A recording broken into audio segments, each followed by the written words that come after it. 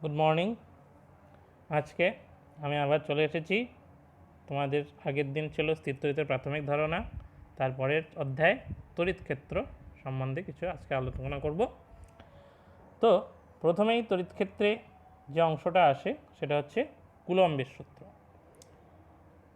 কুলম্বের সূত্র ফরাসি বিজ্ঞানী চার্লস কুলম্ব প্রথম এই সম্পর্কে বলেন, অর্থাৎ বলতে গেলে দুটি আধানের মধ্যে যে পারস্পরিক আকর্ষণ বা বিকর্ষণ বল সম্বন্ধে তিনি বলেন।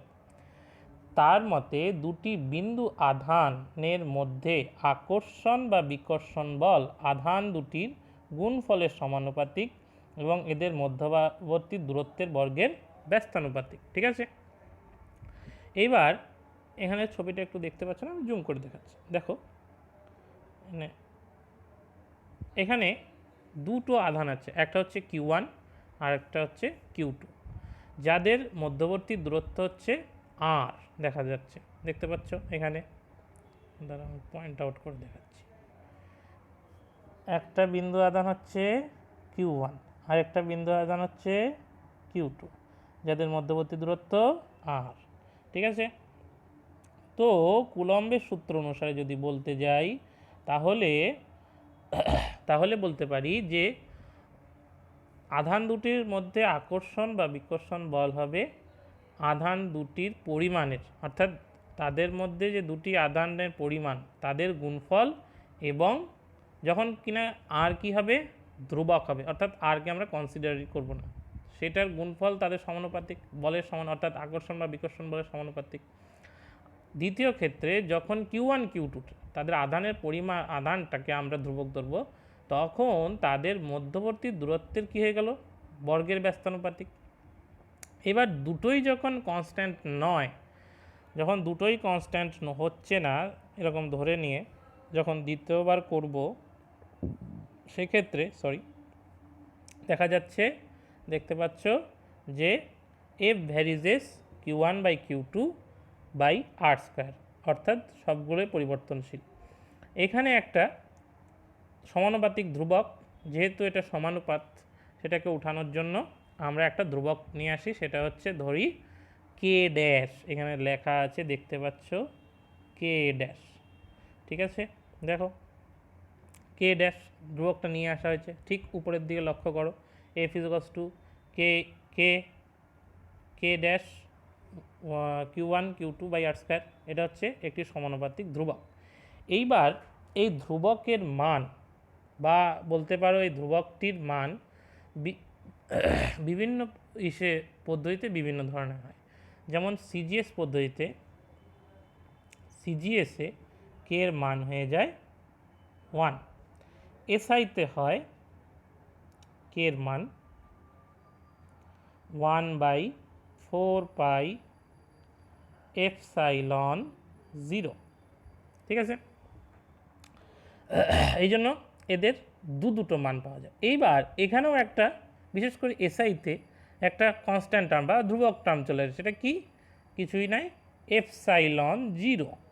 এবার এপসাইলন 0কে আমরা কি বলি, না এপসাইলন 0কে আমরা বলি শূন্য স্থানে বা বায়ু মাধ্যমের তড়িৎ ভেদ্যতা, অর্থাৎ ইংলিশে যাকে বলা হয় পারমিটিভিটি পরিষ্কার ভাষায়। ঠিক আছে, এসআইতে আধানকে আমরা, আধানের যে থাকে সেটা হচ্ছে কুলম্ব, এসআই ইউনিটে আর কি, তার যে মানে একক সেটা হচ্ছে কুলম্ব, এবং বলের যে একক থাকে সেটাকে বলি নিউটন, দূরত্বের যে একক থাকে তাকে বলি মিটার। তো এসআইতে এপসাইলন যে 0 যে একক সেটা চলে আসে, তোমরা লিখে নিতে পারো কুলম্বের square per newton per metre square. কুলম্বের স্কয়ার এখানে আমি লিখে দিচ্ছি per newton per metre square. দেখো, ঠিক আছে, অর্থাৎ এপসাইলন 0 কি, তড়িৎ ভেদ্যতা। ঠিক আছে, আচ্ছা এর সম্পর্কে আমরা পরে আরও বিস্তারিত আলোচনা করব। এটা আর কি কিছুটা ক্ষেত্রে অনেক সময় বলা যায় যে আমরা যে আগে মহাকর্ষ নিয়ে পড়েছিলাম বা আলোচনা করেছিলাম, সেই মহাকর্ষর যে সর্বজনীন ধ্রুবক যেটা জি এর প্রায় কাছাকাছি আসে, প্রায়, ঠিক আছে, প্রায় সেম বলতে পারো। এরপরে দ্বিতীয় ক্ষেত্রে যেটা চলে আসে সেটা হচ্ছে কুলম্বের সূত্রের ভেক্টর রূপ। ঠিক আছে, কুলম্বের সূত্রের ভেক্টর রূপ যদি তোমরা দেখে থাকো, যেটা খুব মাস্ট ইম্পর্ট্যান্ট। ঠিক আছে, এখানে একটা ইসে আঁকানো হয়, সেটা হচ্ছে ত্রিভুজের মতো, অনেক সময় দেখে থাকবে। এবার বিন্দু আধানগুলি কোথায় থাকে না, বিন্দু আধানগুলি কিন্তু সেই সরলরেখার মধ্যেই থাকে, Q1 এবং Q2। এদের মধ্যে ডিস্টেন্স কি না, এদের মধ্যে ডিস্টেন্স কিন্তু যদি এদের মধ্যে আকর্ষণ বল হয় বা বিকর্ষণ বল হয়, সেই হিসাবে তাদেরকে আমরা ভেক্টর সিম্বলে ইসে করি। সেটা হচ্ছে এখানে আমি লিখে দেখাতে পারছি না, এখানে তোমাদের আমি জুম করে দেখাচ্ছি। দেখো বলছে ধরা যাক কোনো মাধ্যমে যদি Q1 Q2 আধানের অবস্থান ভেক্টর হলো, একটা হচ্ছে R1 ভেক্টর আর একটা হচ্ছে R2 ভেক্টর। অর্থাৎ যদি একটা ও বিন্দু আমি মূল বিন্দু যদি ইসে কল্পনা করে নিই, সেই মূল বিন্দুর থেকে Q1 এর ডিস্টেন্স অর্থাৎ বা Q1 এর অবস্থান সেটা হচ্ছে কি R1, আর ও থেকে Q2 ডিস্টেন্স বা তাদের আধানের অবস্থান ভেক্টর হলো কি R2 ভেক্টর। ঠিক আছে, তাহলে এদের ইসের কি হবে, যে বল ক্রিয়াশীল করবে, যে আকর্ষণ বা বিকর্ষণ বল, তার ভেক্টর রূপটা কী হবে সেটাও এখানে দিয়ে দিয়েছে। নিচে দেখো ছবিটার ঠিক নিচে দেখা যাচ্ছে, আমি একটু আবার পেন নিয়ে নিচ্ছি, 1 মিনিট।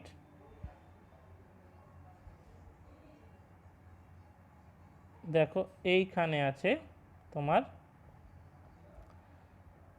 এই ঠিক উপরে যেখানে রাইট চিহ্ন দিলাম, দেখো F12 is equals to Q1 by Q2 4 pi epsilon 0 R21। কেন R21? কারণ এখন যেটা নিয়ে আমরা আলোচনা করছি তার কারণ হচ্ছে, তার মুখ্য কারণ বা মূল কারণ বলতে পারো, যে বলটা সেটা আমরা ধরে নিচ্ছি Q1 থেকে Q2 দিকে বল, ক্রিয়াশীল বল। তাই যখনই Q1 থেকে Q2 দিকে হবে, তার মানে কি Q2টাকে আকর্ষণ যদি করে বা বিকর্ষণ করে, তাই সেখানে ইসের ভেক্টর কি হয়ে যাবে R21। ঠিক আছে, অর্থাৎ 2 এর থেকে 1 এর দিকে।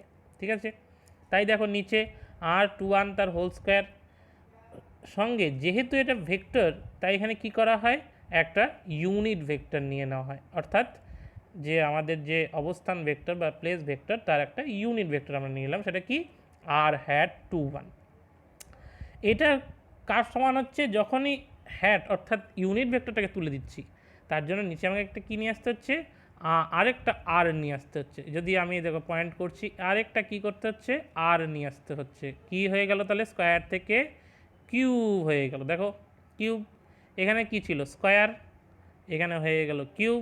কেন, এখানে ছিল হেড ভেক্টর অর্থাৎ ইউনিট ভেক্টর, এখানে হয়ে গেল ভেক্টর, যার ফলপ্রসূ আমরা এখানে একটা নিচে একটা কিউব আরও এক্সট্রা একটা নিতে হলো। ঠিক আছে, এবার দেখো এইবার তো গেল Q1 এর জন্য, এবার আসবো Q2 এর জন্য।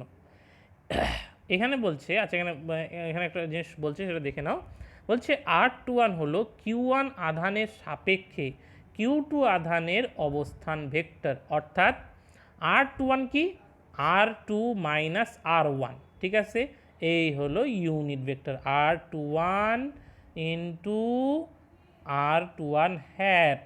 ঠিক আছে, একইভাবে যদি আমরা দেখতে যাই তাহলে দেখব Q2 আধানের জন্য Q1 আধানের উপর ক্রিয়াশীল বলের ভেক্টর রূপটি হলো, যেটাকে আমরা কি দিয়ে লিখি F21, অর্থাৎ 2 এর থেকে 1 এর দিকে, আগে ছিল কি 1 2 অর্থাৎ 1 এর থেকে 2 এর দিকে। ঠিক আছে, এবার একই জিনিস আসবে, কিন্তু এখানে আর কি এসে যাবে, আর কিউব 1 2, উপরে আসবে R12 প্লেস ভেক্টর। ঠিক আছে, এবার এ তো গেল দু ক্ষেত্রে দুটো একই জিনিস। ঠিক আছে, এখান থেকে যে দুটো যে আধান পেলাম, তাদের যে ক্রিয়াশীল বল পেলাম, তারা কোনো না কোনোভাবে সেম।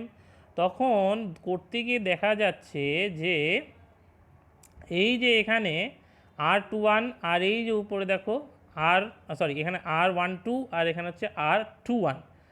হ্যাঁ, এরা দুজনই যখনই আমরা এদেরকে মেলাতে গেলাম দেখতে পাচ্ছি এরা কি একে অপরের বিপরীত। ঠিক আছে, কারণ যদি আমরা এখান থেকে মাইনাসটা কমন নিয়ে নিই তাহলে কী হয়ে যাবে R12 মাইনাস R21 হয়ে যাবে, যেটা কি না এইটার সরি এই এটার সঙ্গে R12 সঙ্গে কি সেম, তাই সেটা চলে আসবে কি মাইনাস R21 ভেক্টর। তাহলে ব্যবধান যদি আরই হয়, ধরে নেওয়া গেল দুটি পারস্পরিক ব্যবধান যদি আরই হয়, তাহলে F21 কী হয়ে যাবে, F21 কী হয়ে যাচ্ছে, F21 হয়ে যাচ্ছে এই যে F12 সঙ্গে সমান কিন্তু বিপরীত। কেন? তার কারণ দুজনের প্লাস সাইন, সরি এক মিনিট, কারণ দুজনের মধ্যে কি হয়ে যাচ্ছে, যে ক্রিয়াশীল যে বলটা সেটা দুটোর মধ্যেই সমান কিন্তু একে অপরের বিপরীত। তার কারণ একটা প্লাস আসছে একটা মাইনাস আসছে, ঠিক আছে, এখানে দেখতে পাচ্ছ নিশ্চয়ই এই নিচের দিকে এই ডট যে লাল ডটটা দেখছো তার ঠিক নিচে দেখো মাইনাস F12 সঙ্গে সমান কে, সরি মাইনাস 21 সঙ্গে সমান কে F12 সঙ্গে, ঠিক আছে। আচ্ছা, এরপরে আসল জিনিস যেটা আসে, খুব ইম্পর্টেন্ট একটা জিনিস অনেক সময় আসে, যে অনেক পরীক্ষাতেও আসে, যে স্থির তড়িৎ বল এবং মহাকর্ষ বলের মধ্যে তুলনা লেখো। এবার তুলনা বলতে অনেক ছাত্রছাত্রী বুঝে ফেলে যে না তুলনা মানে তো পার্থক্য, যদি কেউ পার্থক্য লিখে দিয়ে আসো সে কিন্তু আমি বলবো হাফ নাম্বার পাবে যদি পরীক্ষায় আসে। পরীক্ষায় সাধারণত খুব এক দুবার এসেছে, সবসময় আসেনি। তুলনা বলতে কিন্তু সাদৃশ্য এবং বৈসাদৃশ্য অর্থাৎ পার্থক্য এবং কিছু সাদৃশ্য দুটোরই কথা তোমাকে লিখতে হবে। এবার সাদৃশ্য স্যার বলতে পারো, সাদৃশ্য তো কী স্যার, কী হতে পারে সাদৃশ্য? দেখো দুটোই মানে দুটো সূত্র বলো, কুলম্বের সূত্র বলো আর নিউটনের মহাকর্ষ সূত্র বলো, যেটাই বলো, দুটোর মধ্যেই কিন্তু একটা জিনিসের আমরা মিল পাই, সেটা হচ্ছে সবথেকে বড় মিল, সেটা হচ্ছে তাদের দূরত্বের বর্গের ব্যস্তানুপাতিক। দুটোই দূরত্বের বর্গের ব্যস্তানুপাতিক, ঠিক আছে। এবং দুটোই কি হয় শূন্যস্থানে কাজ করে। যে কোনো বিশ্বের যে কোনো প্রান্তে যে কোনো দুটো আধান যদি থাকুক বা দুটো যে কোনো ভরের যদি কোনো দুটো বস্তু থাকুক, তাদের মধ্যে বল যা হবে সেটা, সরি বলের কথা ভুল বলছিলাম, যে কোনো স্থানেই সেই ঘটনাটা ঘটতে পারে, আকর্ষণ বা বিকর্ষণ, তার জন্য কোনো নির্দিষ্ট স্থান বা জায়গার প্রয়োজন পড়বে না। এবার পার্থক্য কি? স্থির তড়িৎ বলটা হচ্ছে অত্যন্ত শক্তিশালী, মহাকর্ষ বল কিন্তু একটু ক্ষীণ, ঠিক আছে। এই বল সংশ্লিষ্ট মাধ্যমের উপর নির্ভরশীল, এই বল সংশ্লিষ্ট মাধ্যমের উপরে নির্ভরশীল নয়। কোন বল?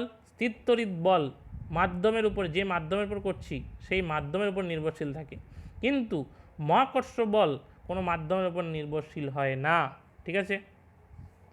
এটা গেল।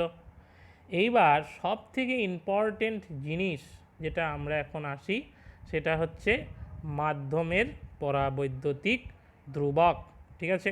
আচ্ছা এখানে আমি আরেকটু একটা জিনিস আলোচনা করে নিতে চাই, এখানে আমি করে দিচ্ছি, সেটা হচ্ছে কুলম্ব।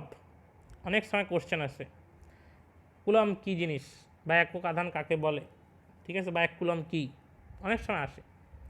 তখন কিন্তু যদি কুলম্বের সূত্র আসে, তোমাকে আগে এই F = 1/4πε0 এইটা থেকে তোমাকে কুলম্বের যে সেটা মানে সূত্রটি সেটা, বা সরি ভুল বললাম, কুলম্বের যে সংজ্ঞাটা বা আধানের যে সংজ্ঞাটা সেটাকে তোমাকে এখান থেকে নিয়ে আসতে হবে, ঠিক আছে।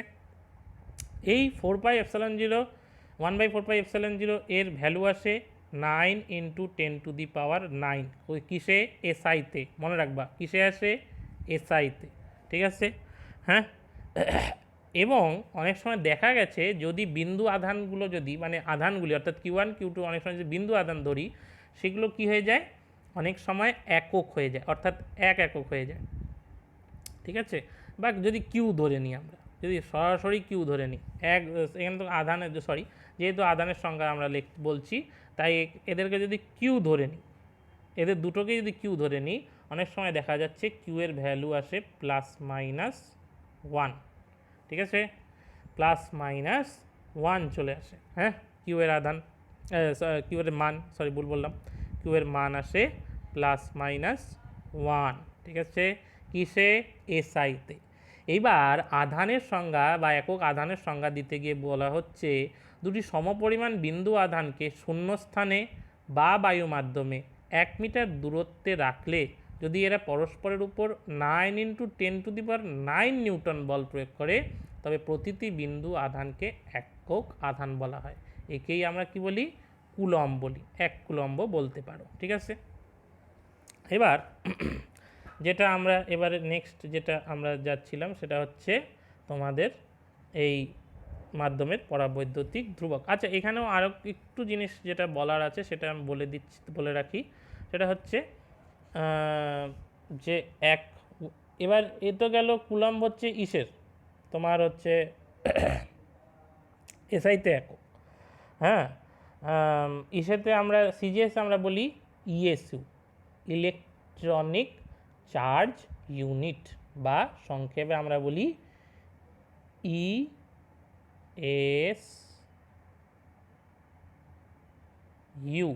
বা ইলেকট্রনিক স্ট্যাটিক ইউনিট। ঠিক আছে, তো ইজুকালস টু, অর্থাৎ এটা 1 ইএসইউ যদি হয়, একটা বিন্দু আধানের পরিমাণ হয়, তাহলে এটা বলছে, এটা আমি মুছে দিচ্ছি, আবার সুন্দর করে দেখাচ্ছি। বলছে 4.8 ×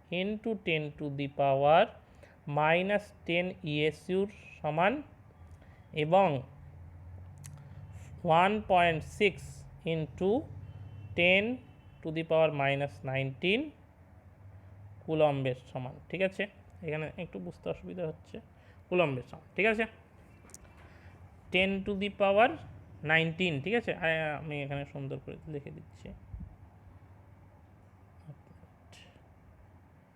10⁻19। ঠিক আছে, এটা হচ্ছে ইলেকট্রনের একটা আধানের পরিমাণ ইএসইউতে এবং কুলম্বে। ঠিক আছে, এবার আসা যাক মাধ্যমের পরাবৈদ্যুতিক ধ্রুবক। কোনো মাধ্যমের তড়িৎভেদ্যতা এবং শূন্যস্থানের তড়িৎভেদ্যতার অনুপাতকেই ওই মাধ্যমের আমরা বলি পরাবৈদ্যুতিক ধ্রুবক বা মাধ্যমের পরাবৈদ্যুতিক ধ্রুবক। অর্থাৎ কে হচ্ছে কিছুই নয়, সেটা কি? ε/ε0।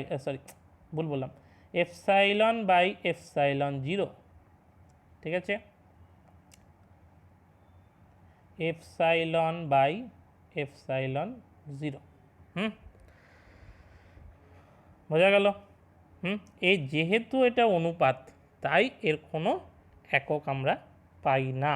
ঠিক আছে, নেক্সট, এবার এখানে তোমরা এই চ্যাপ্টারে যদি দেখবা আরও বিভিন্ন ধরনের বল সম্পর্কে আলোচনা করা হয়েছে। যদি একটা, যেমন এখানে আমি তোমাদের একটু বলে রাখি, সেটা হচ্ছে যদি একটা রৈখিক আধান বন্টন, অর্থাৎ যদি একটা রেখার উপরে প্রচুর সংখ্যক যদি আধান থাকে, তাহলে তাদের মধ্যে পরস্পরের বল কি হবে বলতে চাচ্ছে আর কি।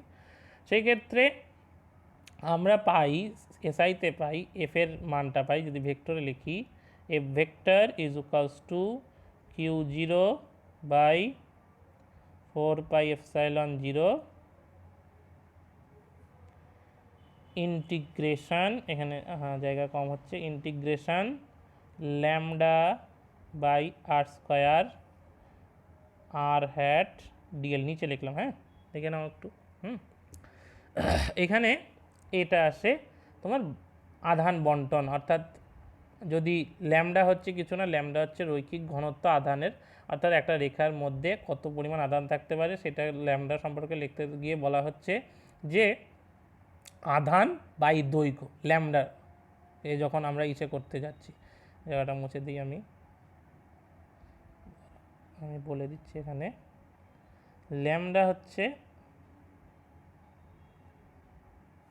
ল্যামডা হলো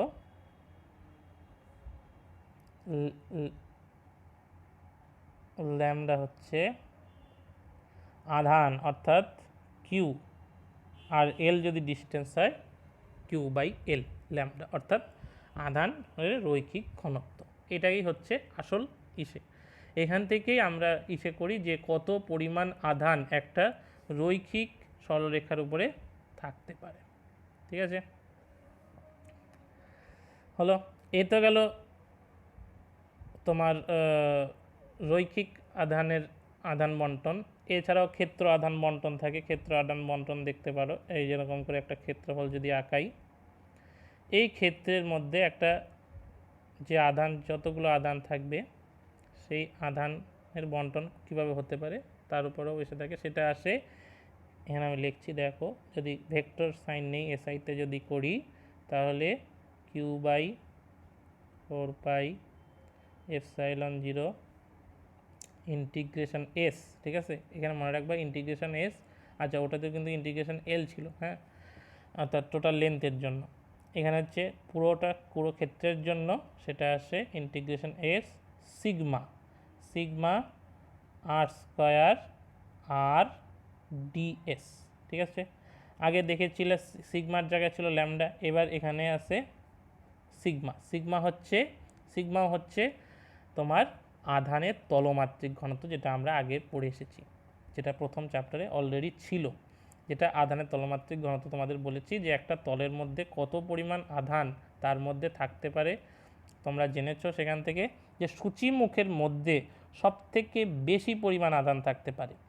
ঠিক আছে, তো সেই সম্পর্কেই আদান বন্টন সম্পর্কে এখানে দেখানো হচ্ছে যে ক্ষেত্র আদান বন্টনের ক্ষেত্রে কী ধরনের বল অনুভব করবে এক একটি আধান আরেকটি আধানের পক্ষে বা বিপক্ষে, যেভাবেই হোক। ঠিক আছে, হলো, এ তো গেল হচ্ছে তোমার ক্ষেত্রের জন্য। এবার আধান বন্টন আয়তনের ক্ষেত্রে, যদি একটা আয়তন থাকে এরকম একটা, ধরো এখানে আমি একটা ইসে আঁকাই, তোমার হচ্ছে ঘনক আঁকাই, তাহলে তোমাদের বুঝতে আর একটু সুবিধা।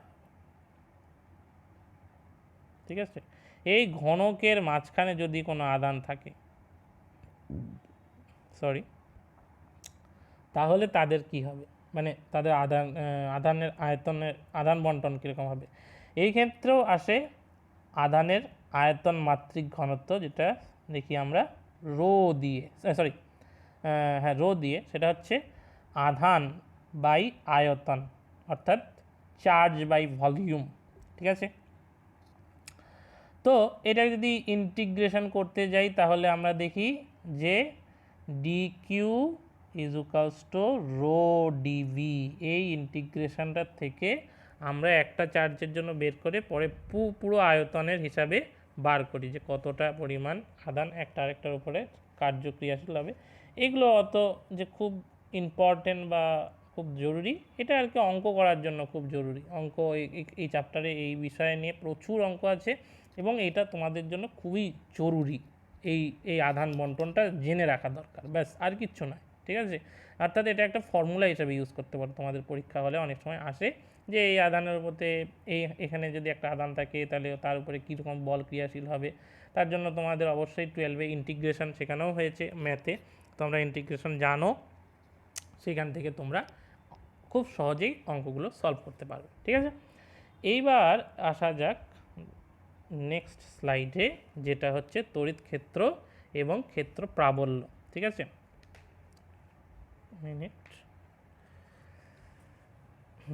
তড়িৎ ক্ষেত্র এবং তড়িৎ ক্ষেত্র প্রাবল্য দুটোই খুব ইম্পর্টেন্ট জিনিস। তড়িৎ ক্ষেত্র কি, কোনো তড়িৎ আধানের পারিপার্শ্বস্থ যে অঞ্চলে তার আকর্ষণ বা বিকর্ষণ বল ক্রিয়া করে, অর্থাৎ তড়িৎ আধানের চারিদিকে যতটা অঞ্চলের মধ্যে একটি আধান রাখলে তার উপরে একটি বল ক্রিয়া করে, সেই অঞ্চলকে প্রথম আধানটির তড়িৎ ক্ষেত্র বলা হয়। অর্থাৎ ধরো এখানে একটা যদি একটা ক্ষেত্রফল বা কিছু একটা ধরে রাখো, সেই ক্ষেত্রের উপরে যদি একটা আধান থাকে, এই আধানটা তার পারিপার্শ্বিক যে এরিয়া তার মধ্যে যে বল ক্রিয়া করবে সেটাই হচ্ছে তার তড়িৎ ক্ষেত্র। ঠিক আছে, অর্থাৎ অন্য কোনো আধান যদি এর জায়গায় নিয়ে আসি, তার উপরে কী ধরনের আকর্ষণ করবে, পরিষ্কার বাংলা কথায় বলতে গেলে কী পরিমাণ আকর্ষণ করবে বা কি বিকর্ষণ করবে, যে বলটা হবে এটা কতটা পরিমাণ, সেটাই এই তড়িৎ ক্ষেত্রের আলোচনার থেকে আমরা পাই। বোঝা গেল? আচ্ছা, এবার তড়িৎ ক্ষেত্র বা ক্ষেত্র প্রাবল্য। ঠিক আছে, অবশ্যই মনে রাখবা ক্ষেত্র প্রাবল্য কিন্তু একটি ভেক্টর আছে, কারণ এর অভিমুখ কিন্তু আছে, একটা ক্রিয়াশীল অভিমুখ থাকে। ঠিক আছে, ক্ষেত্র প্রাবল্য হচ্ছে তড়িৎ ক্ষেত্রের কোনো বিন্দুতে একক ধনাত্মক আধান রাখলে ওই আধান যে বল অনুভব করবে তাকে ওই দিকগুলো তড়িৎ ক্ষেত্রের প্রাবল্য বা তীব্রতা বলা হয়। ঠিক আছে, তাকে ওই বিন্দুতে, আচ্ছা এখানে ভুল লেখা হয়েছে, ওই বিন্দুগুলিতে, ঠিক আছে, এই বিন্দুগুলিতে তড়িৎ ক্ষেত্রের প্রাবল্য মানে যে বিন্দুতে অনুভব করবে সেই বিন্দুগুলোকে আমরা বলি তড়িৎ ক্ষেত্র বা ক্ষেত্র প্রাবল্য। ঠিক আছে, তো এর একক হচ্ছে ক্ষেত্র প্রাবল্যের একটা এককও আছে, সেটা হচ্ছে একক হচ্ছে তোমার হচ্ছে প্রথমে জেনে রাখো একক আছে এসআই ও সিজিএস দুটোতেই, সেটা হচ্ছে নিউটন পার কুলম, আর ইসেতে হচ্ছে সিজিএস হচ্ছে নিউটন পার ডাইন পার ইএসইউ, সরি। ঠিক আছে, এর মাত্রাও আছে, মাত্রা হচ্ছে এর মাত্রা হচ্ছে M L T to the L T to the power -3 I to the power -1। ঠিক আছে, এর ইসে লাগবে না, অত ইম্পর্টেন্ট নয়। ঠিক আছে, এবার বল যদি ফোর্স অর্থাৎ দুটি আধানের মধ্যে যদি ফোর্স জানতে চায় এবং তড়িৎ ক্ষেত্র প্রাবল্য দেওয়া থাকে কোনো অঙ্কতে, ঠিক আছে, ফিজিক্সের অনেক অঙ্ক আসছে তোমরা নিশ্চয়ই জানো, তো যদি তোমাকে জানতে চায় যদি যে বল কতটা তাদের মধ্যে বা দিয়ে দিল একটার ক্ষেত্র প্রাবল্য একটা তড়িৎ আধান, তাহলে দ্বিতীয়টার ক্ষেত্রে যে যদি বল জানতে চায় সেটাও খুব গুরুত্বপূর্ণ এবং খুব সহজ। সেটা হচ্ছে মনে রাখো যে এফ ইজুকালস টু যদি ক্ষেত্র প্রাবল্য তড়িৎ ক্ষেত্র প্রাবল্য ই হয় ই ইন্টু কিউ আসে। ঠিক আছে, E into Q, very very important, সবসময় মনে রাখবা। ঠিক আছে, আচ্ছা গেল।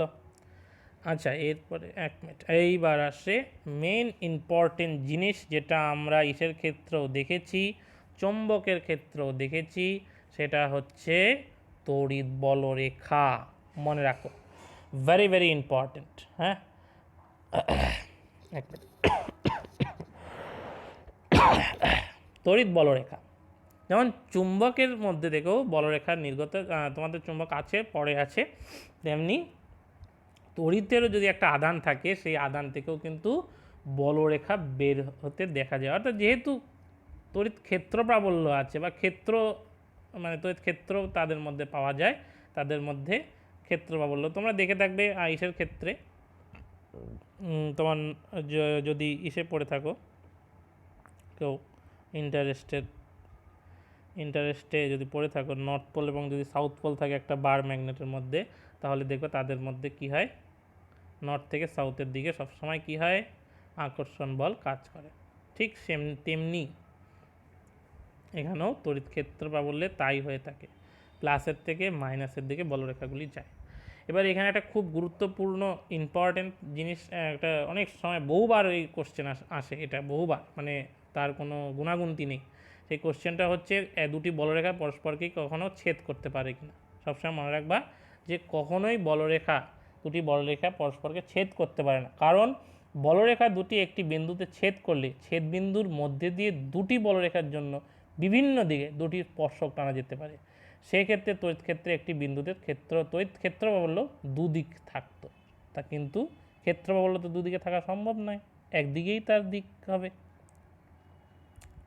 যদি এখানে ছেদ বিন্দু করে, অর্থাৎ এখানে যদি ছেদ করে যায় দুটি বলরেখা, পরিষ্কার ভাষায় যদি বলতে যাই, তাহলে যদি এরা পরস্পরকে ছেদ করে এই ছেদ করার ফলে যে স্পর্শক দুটো দুদিকে স্পর্শক টানা যাবে, যার ফলে দুদিকে স্পর্শক টানা গেলে তাদের মধ্যে দিয়ে দুদিকেই তড়িৎ ক্ষেত্র বলল নির্দেশিত হবে। কিন্তু তড়িৎ ক্ষেত্র বলল তো একদিকেই থাকতে পারে, দুদিকে তো থাকতে পারে না, তার জন্যই তড়িৎ বলরেখা কখনোই একে অপরকে ইসে করবে না, ছেদ করবে না। মনে রাখো, এটা খুব ইম্পর্টেন্ট একটা কোশ্চেন আসে।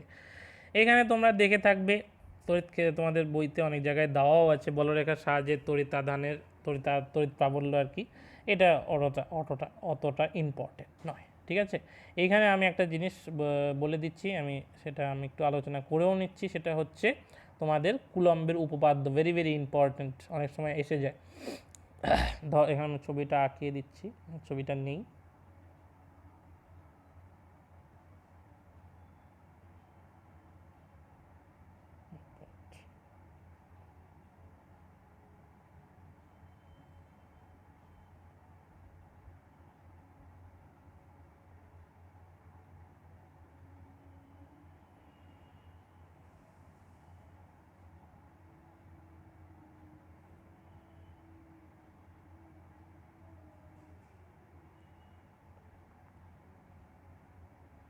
দেখো, যদি একটা বৃত্ত, যদি আমরা একটা বৃত্ত মনে করে নিই, আর ব্যাসার্ধের একটা গোলীয় পরিবাহী যদি ধরে নিই, যার তড়িৎ ভেদ্যতা যদি এপসাইলন হয়, মনে মনে যে ধরি, তাহলে এর মাধ্যমের উপরে একটা বিন্দুতে এই যে আমি যেখানে ইসে করছি, পয়েন্ট আউট করছি, এখানে একটা বিন্দুতে প্লাস কিউ আধান যদি থাকে, তাহলে পি বিন্দুতে যদি একক ধনাত্মক আধান থাকে, যদি আধান রাখলে সেই আধানটার উপরে এই প্লাস কিউ আধানটা কি পরিমাণ বল ক্রিয়া করবে সেটা নিয়েই যে আলোচনা, সেটাকেই আমরা বলি পরবর্তীতে কুলম্বের উপপাদ্য। ঠিক আছে, তো এখানে দেখা যাচ্ছে যে হচ্ছে আমরা কি জানি, এটা আমরা যদি কুলম্বের সূত্র পাই, সেখানে বল ইজুকালস টু কি 1/4πε0, দুটো আধানের গুণফল বাই তার দূরত্ব।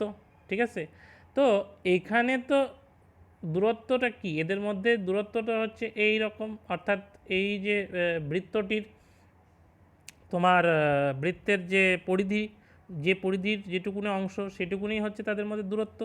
কিন্তু যদি ধরে নিই এদের মধ্যে দূরত্ব আর ডিস্টেন্স হয়ে যায়, ধরে নিই যে এটা আর এর সমান, এইটাও আর এর সমান এবং এই অংশটাও আর এর সমান, তাহলে কি হয়ে যাবে, কিউ যেহেতু এটা বিন্দু আধান ইন্টু 1, ঠিক আছে, 4/ε0 r², এটাও তাই আসে।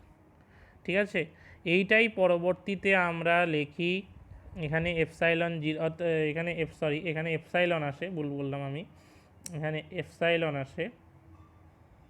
ঠিক আছে, এখানে আছে এপসাইলন, সেখানে যখন এপসাইলনটাকে উঠিয়ে আমরা এপসাইলন মানে কি জানি, কি অর্থাৎ আমরা আগে পেয়েছিলাম কে ইজুকালস টু কি ε/ε0 না, অর্থাৎ পরাবৈদ্যুতিক ধ্রুবক, মাধ্যমে পরাবৈদ্যুতিক ধ্রুবক।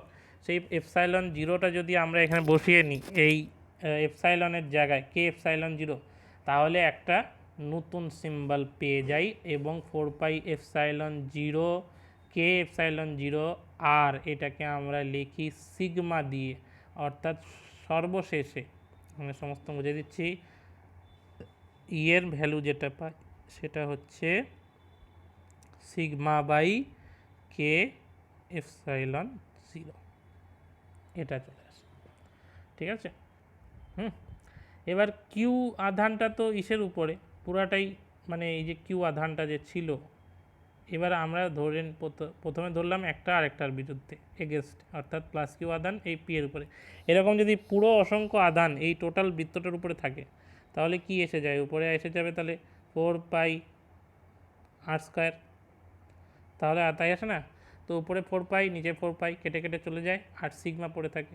সিগমা হচ্ছে এর তলমাত্রিক আধানের ঘনত্ব, আমরা আগেই পড়েছিলাম, সেটার থেকে আসে 4πε0 সিগমা, এটা আসে আর কি। তোমাকে যদি আরও ভালো মতো বোঝাই আমি, যে আমরা করলাম কি ইজুকালস টু 1/4πε0 r² আসলাম না কিউটাকে, এটা তো একটা আধানের জন্য, তাই না, একটা আধানের জন্য 4πε0 r², এটা তো একটা আধানের জন্য। যদি ওই যে বৃত্তটার সারা পুরো বৃত্তের যে পরিধি, তার পুরোটার উপরে যদি চলে আসে সমস্ত আধান থাকে, তাহলে কি পাবো, তাহলে পাবো 4πr² ইন্টু কিউ, ঠিক আছে, বাই 4πε0 r²। তাহলে 4πr এখানে নিচে 4πr কেটে দেবে, তাহলে কি পড়ে থাকবে, q/ε। এবার q/ε তো রাখা যায় না, সেটাকে আমরা লিখি, এখানে আমি মুছে দিচ্ছি, এখানে সেটা তার রাখতে পারা যায় না, সেটা আমরা লিখি এখানে q/k/ε। এটাই হচ্ছে কুলম্বের উপপাদ্য তোমাদের। ঠিক আছে, খুব ইম্পর্ট্যান্ট, এটা একটু দেখলাম, সহজ কোনো কিছু নেই এর মধ্যে।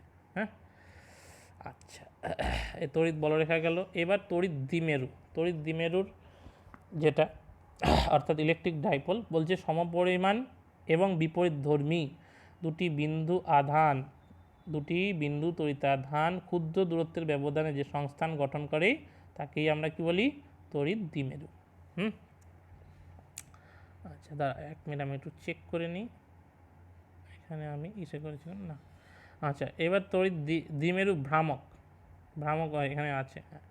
দ্বিমেরু ভ্রামক কি, তড়িৎ দ্বিমেরু যে কোনো একটি আধানের পরিমাণ এবং তাদের মধ্যবর্তী দূরত্বের গুণফল হয় দ্বিমেরু ভ্রামকের পরিমাণ। অর্থাৎ যদি দুটি বিন্দু আধান আমি কনসিডার করি, এখানে একটা আধান, এখানে একটা আধান, এদের মধ্যে যে দুটো ডিস্টেন্স আমি যদি ধরে নিই ইসে হয় তোমার হচ্ছে 2L ধরে নিই, যেটা অনেকের বইতেও আছে, Q1 আর Q2 যদি সরি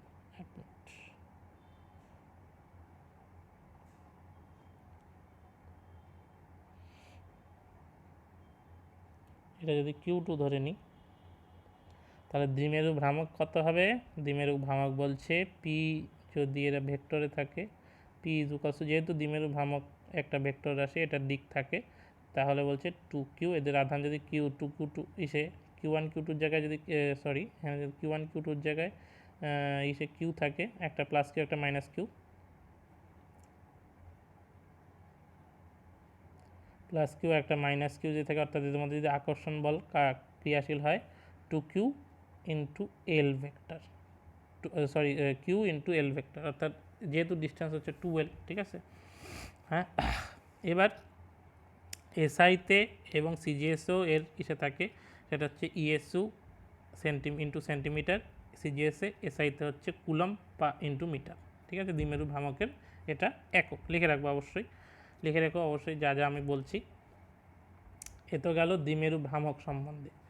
হ্যাঁ, এইবার দ্বিমেরু ভ্রামকের ইসে নিয়ে কিছু আমাদের তোমাদের দেখবে বিন্দু ক্ষেত্র প্রাবল্য কোনো একটা বিন্দু বিভিন্ন ইসের ক্ষেত্রে বের করতে দেয়, পরীক্ষাতেও আসে, যে দুটি আধান যদি থাকে, একটা মাইনাস কিউ আধান এক পাশে এই ইসেতে, এখানে যদি প্লাস কিউ আধান থাকে, সেটার থেকে একটা ডিস্টেন্সে এই পুরো সরলরেখাটা যদি এটা যদি 2L ধরি, 2L থেকে এদের এই পয়েন্টের থেকে ডিস্টেন্সে, অর্থাৎ বা এখানে একদম যদি মাঝ বরাবর এই এল ডিস্টেন্স থেকে একটা যদি আর ডিস্টেন্স থাকে, সেখানে যদি একটা বিন্দু একক আধান নিয়ে নিই, ঠিক আছে, বিন্দু একক আধান যদি কিউ বা পি যা বলো, সরি আমি এখানে ইসে নিয়েছি,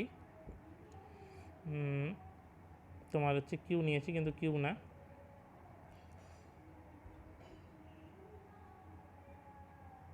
যদি একটা বিন্দু আধান থাকে সেটা যদি পি বিন্দুতে অবস্থান করে, তাহলে তার দ্বিমেরু ভ্রামক কী হবে বের করতে হবে অনেক সময়। সেটা সবসময় এখানে এই প্ল্যাটফর্মে তো অবশ্যই বোঝানো সম্ভব না, এটা বিশাল বড় একটা ইসে, তাও আমি এটার একটা শর্ট ফর্ম বলে দিচ্ছি, সেটা হচ্ছে মানে কী আসে সেটা বলে দিচ্ছি। সেটা আসে হচ্ছে যদি এসআইতে বার করো, তাহলে ই আসে E equals to 2P by 2PR by 4 pi epsilon 0 r square minus L square. এটা খুব একটা ইম্পর্ট্যান্ট একটা জিনিস, এটা অনেকবার পরীক্ষায় আসে, দ্বিমেরু ভ্রামক বের করতে দেয়, যে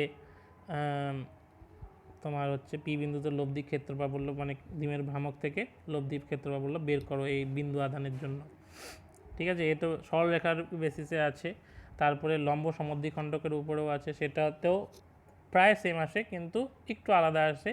তার কারণ হচ্ছে এখানে যেমন একটা লাইন বরাবর থাকে, সেখানে হচ্ছে ত্রিভুজ যেহেতু লম্ব সমদ্বিখণ্ডক হিসাবে থাকে, আমি ছবি এঁকে দেখাচ্ছি, লম্ব সমদ্বিখণ্ডক হিসাবে থাকে, অর্থাৎ এখানে এই দুটো বিন্দু আধানে এইখানে আর এইখানে দুটি বিন্দু আধানে যদি মাইনাস কিউ একটা প্লাস কিউ থাকে, আর উপরে একটা যদি প্লাস একক আধান থাকে, তাহলে তার উপরে যে ক্ষেত্র প্রাবল্যটা হবে তা নির্ণয় করতে দেয়।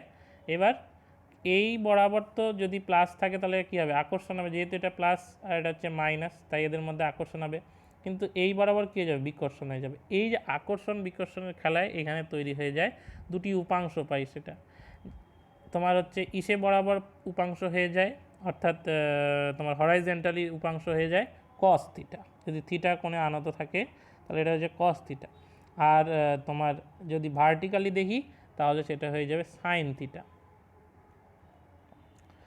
সেই থিটাগুলোকে ভাঙানোর জন্য আমরা যে ইসেটা ইউজ করে থাকি, সেইখান থেকে সরি মানে থিটার তো আমরা রাখতে পারবো না ইসেতে, ক্ষেত্র প্রাবল্যের যে নির্ণয় করব সেটার মধ্যে যখনই আমরা বের করতে যাই, সেখানে আমরা ইসে নির্ণয় করে নিই, সেখানে চলে আসে ই ইজুকালস টু 1/4 পাই এপসাইলন 0। আমি ইসে ডিডাকশানটা খালি ইসে করে দিচ্ছি, তোমরা অবশ্যই সেটা দেখবা কিভাবে হয়, ঠিক আছে?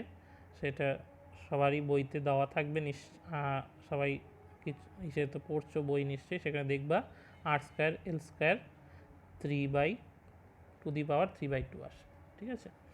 এটা আসে, এটা এসআইতে। সিজিএসেও আছে, সিজিএসে খালি এই পোর্শনটা থাকে না, সেখানে 1 হয়ে যায়, কারণ সিজিএসে আমরা জানি কে তো 1, সেই জন্য, ঠিক আছে? এখান থেকে আর বেশি কিছু এখানে দেখার দরকার নেই, ক্ষেত্রফল বলে আরও অনেক কিছু আছে। এরপরে যেটা মেন জিনিস সেটা হচ্ছে টর্ক। কি আমি 1 মিনিট, আচ্ছা এটা গাউসের চলে আসে। এখানে টর্কের সম্বন্ধে আমি একটু বলে রাখি। টর্ক হচ্ছে আমরা যেটা লিখি টাউ দিয়ে লিখি, টাউ। এই টাউটা সবসময় আসে P×E, অর্থাৎ ক্ষেত্র প্রাবল্য ইন্টু দ্বিমেরু ভ্রামক। এবার এখানে কিন্তু ক্রস আসে, ডট আসে না কিন্তু, মনে রাখবা, ঠিক আছে? এইটা ক্রস আসার কারণ হচ্ছে এখানে সাইন থিটা উপাংশ থাকে। অনেক ক্ষেত্রে অনেকে হয়তো স্যার হঠাৎ করে টর্কে কোথার থেকে কিউ আমরা পড়েছি P E sine theta, tau is to P E sine theta, তো স্যার কীভাবে এখানে ক্রস প্রোডাক্ট চলে আসলো যদি ভেক্টর বসাই? কারণ তোমরা অবশ্যই জেনে থাকবে যেটা ভেক্টরে অনেক জায়গায় পড়ানো হয় যে ক্রস প্রোডাক্টে সবসময় সাইন থিটা আর ডট প্রোডাক্টে কস থিটা। সেই জন্য যখন ফাইনালি আমরা যে টর্কের ভ্যালুটা বার করি সেখান থেকে যে ভ্যালুটা আসে সেটা ফাইনালি আসে তোমার ক্রস প্রোডাক্ট, ডট প্রোডাক্টে আসবে না। তার কারণ আমরা যে এমনি সাধারণত সেটা পাই, টাওয়ের যে সেটা পাই সেটা হচ্ছে tau is to P sine theta পাই।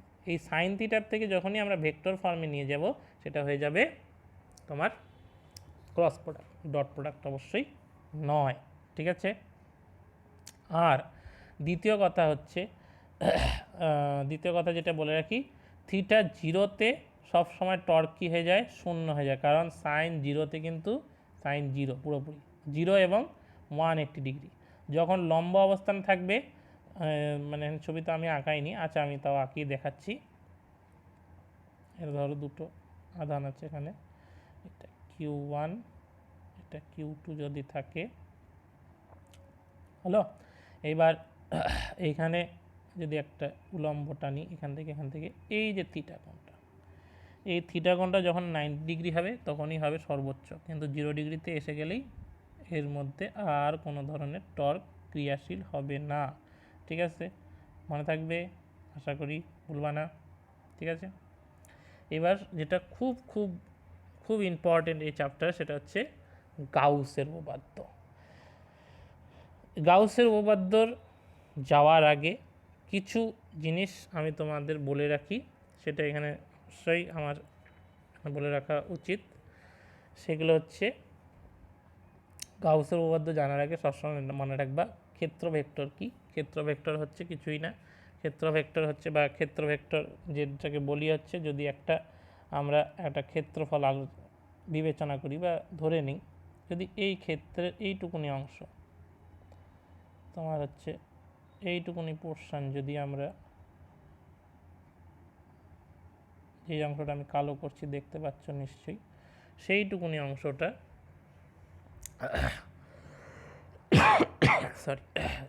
সেইটুকুনি অংশের ক্ষেত্র ভেক্টর বের করে, যেইটুকুনি অংশের মধ্যে যদি একটা আধান থাকে বা একটা আধানকে যদি কোনো দূরে কোথাও থেকে সংস্থান থেকে নিয়ে এখানে যদি নিয়ে আসি, তার ফলে যে বল অনুভব করবে, এখানে একটা আধান আছে অলরেডি, এই জায়গায় একটা আধান রয়েছে এই জায়গাটাতে, ঠিক আছে?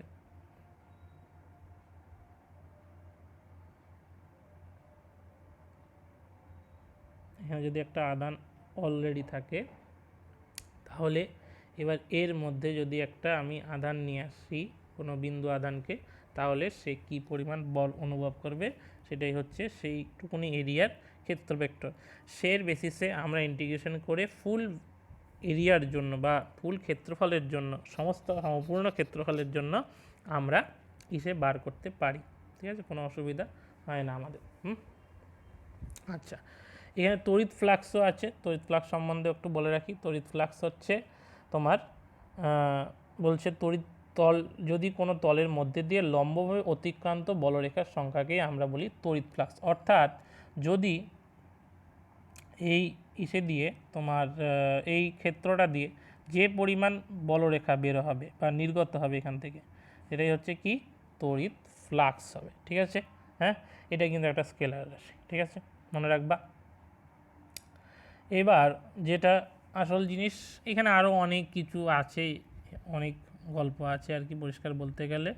যেটা আমরা এবার মেন জিনিস পড়বো সেটা হচ্ছে গাউসের উপপাদ্য। গাউসের উপপাদ্য সম্বন্ধে গাউস যেটা বলছেন সেটা হচ্ছে যে কোনো বদ্ধতলের, এখানে এখানে লেখাটা একটু ভুল আছে, কোনো বদ্ধতলের মধ্যে দিয়ে অতিক্রান্ত মোট তড়িৎ ফ্লাক্স ওই তলের অভ্যন্তরে অবস্থিত মোট তড়িতাদানের 1/ε গুণ।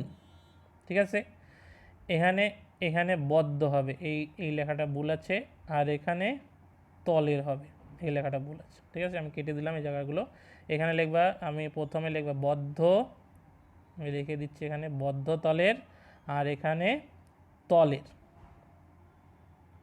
যদি একটা তল কল্পনা করি, এরকম একটা তল যদি কল্পনা করি, এটা বদ্ধ তল যদি ধরে নিই আমরা, একটা বদ্ধ তল, ধরো একটা বদ্ধ ঘর, ঘরের মধ্যে, যেমন আমি এখন একটা ঘরের মধ্যে বসে আছি, এরকম একটা বদ্ধ ঘরের মধ্যে আমি যদি একটা বিন্দু নিজে একটা বিন্দু আদান হই, আমি যদি একটা বিন্দু আদান হই, তাহলে আমার যে উপরের যে দেওয়ালটা আছে, উপরের যে দেওয়াল বা ছাদটা আছে, তার মধ্যে দিয়ে কি পরিমাণ তড়িৎ বলরেখা বের হবে, সেটাই হচ্ছে, সেটা কি, তার তড়িৎ আধানের 1/ε গুণ হবে। পরিষ্কার কথা, সেটাই হচ্ছে মোট তড়িৎ ফ্লাক্স।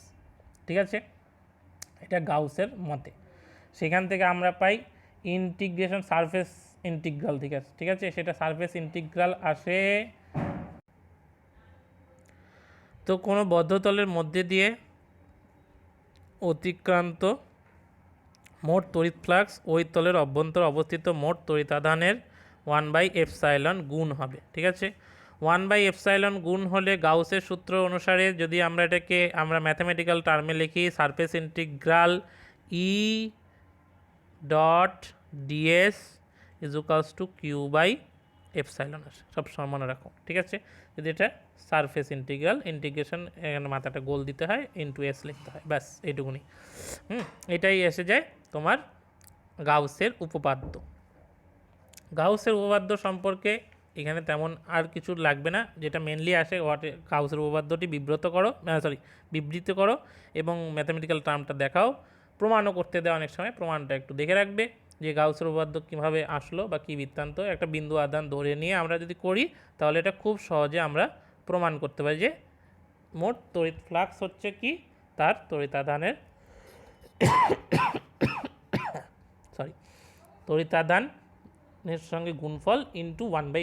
ঠিক আছে, এইবার গসের উপপাদ্যের যে মুখ্য জিনিস সেটা তোমাদের আমি বলে রাখছি।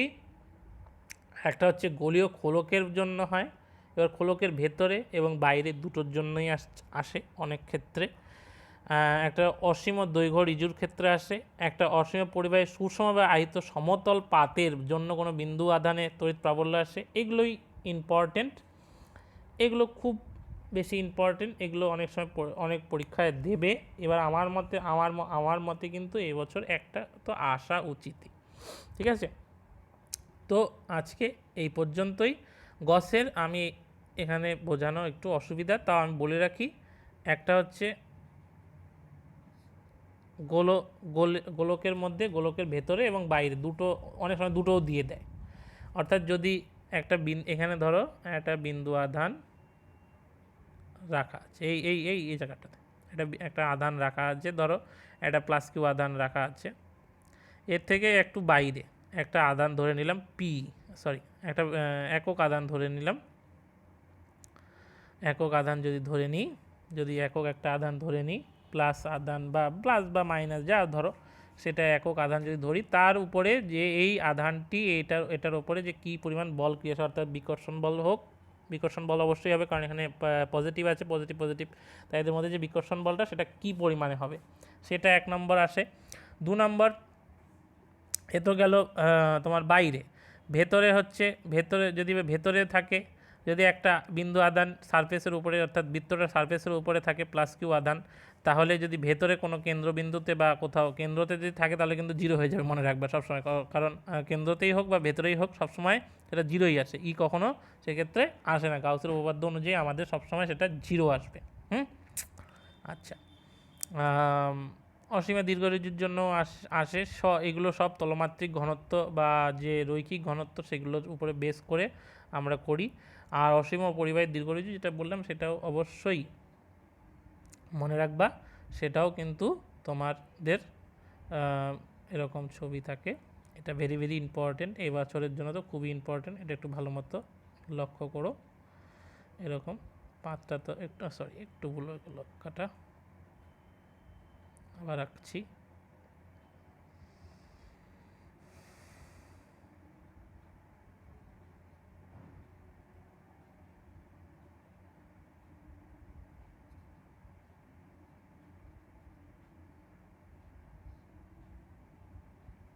একটু অন্যরকম ছবিটা হয়ে গেল।